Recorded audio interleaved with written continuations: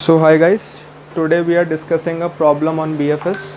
So the problem is that we have two integers n and m and we want to convert n to m, and the operations that we can apply is multiply n with 2 or we can subtract 1 from the n. So these are the two operations that we can apply to the integer n, and we want to convert this n to m using these operations in minimum number of steps. So what are the approaches that we can think? So first of all, I would like you to solve this problem with your own approach, and I am giving this a link to this problem in the description. So first of all, you try to think of an approach of converting n to m, and then after that we can see the video. So the first approach that could come into the mind is that we can multiply n with 2 till n becomes greater than m, and after it just becomes greater than m or equal to m, we'll subtract the absolute value of n minus m to this and add the total count of steps to give the final answer. So what is this is, let us take an example of the test case 1 to 3. Suppose we want to convert 1 to 3.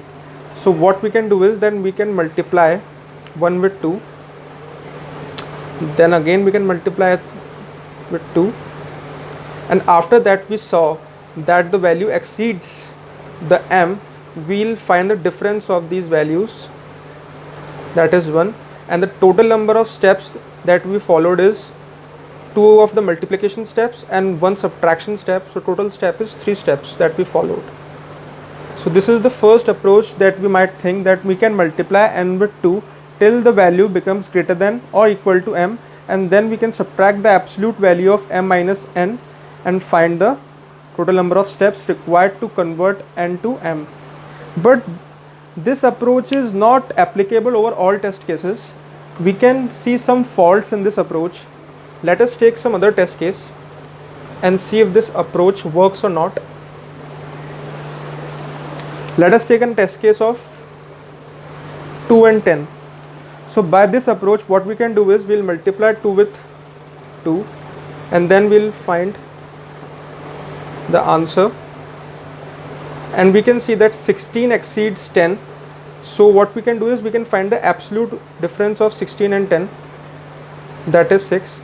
So the total number of steps required is 1, 2, 3, and 6 subtractions of 1 from 16. So 6 subtraction here and 3 steps here. So according to this ad hoc approach, we find 9 steps required to convert 2 to 10.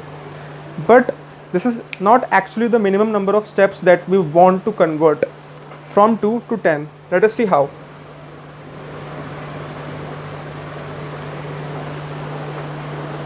We can convert 2 to 10 using these steps also. Like if we multiply 2 with 2, then we achieve 4, and then we subtract it from 1, then we get 3, then we multiply again with 2, then we get 6, again subtraction from 1, then we get 5, and then again multiplication with 2, then we get 10. So the total number of steps required here is 5, which is less than 9. So I think the approach that we are looking greedily is not applicable over here. So we need to think of some another approach for this. So for this, what we can do is, we can apply BFS over here. So what we can do is, we can construct a tree, and the root node of the tree is n, and then we can possibly make 2 of its children, which will consist of the values that are 2 into n and n minus 1. Subsequently, these 2 will have their children of value. Let us suppose this value is I, so 2 into I and I minus 1, and suppose this value is j, so 2 into j and j minus 1. So we can construct a tree till we get the value of m. So we have a tree with different levels of values, and at last, if we achieve m like something here, so we can print the level number of this value, which is the total number of minimum steps required to achieve this value. So this is the best approach that we can think of. Another approach is also there, which is a greedy approach of reducing m to n, and that is also discussed in later part. But we can apply BFS, generalized BFS approach, and perform BFS traversal from here, and mark the visited node which are visited once, and if we get the value of m, then we break out from the loop and then print the value of the level which we are getting to get the minimized result. So this approach takes care of all the test cases. It takes care of all the possibilities that we get using this tree traversal form. So the complexity of this approach will be also linear, and the number of constraints that we are given is 10 to the power 4, which is actually fits the given approach. So in the next part of this video, I will discuss the code of this approach in more depth. So thank you for watching the video.